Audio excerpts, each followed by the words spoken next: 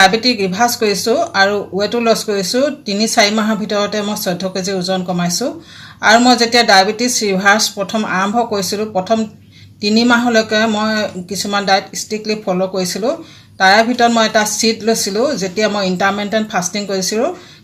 Intermittent fasting কৰাৰ যেতিয়া fasting শেষ হৈছিল তেতিয়া মই এইটো লৈছিলোঁ, এই ড্ৰিংকছটো লৈছিলোঁ।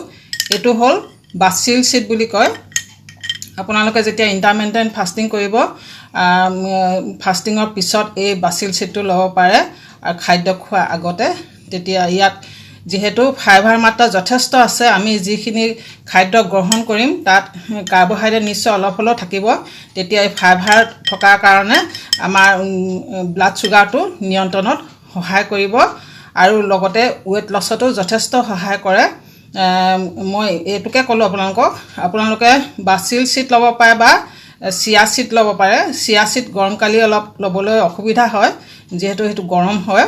সেইটো কাৰণে কৈছোঁ, আপোনালোকে ভোক যদি বেছিকৈ লাগে, ইণ্টাৰমিটেণ্ট ফাষ্টিং নাই কৰা যদি আপোনালোকে কমকৈ খাদ্য গ্ৰহণ কৰিছে যদি, তেতিয়াহ'লেও আপোনালোকে এইটো ল'ব পাৰে। ই বহুত কৰে, পেটটো ভৰাই ৰাখে।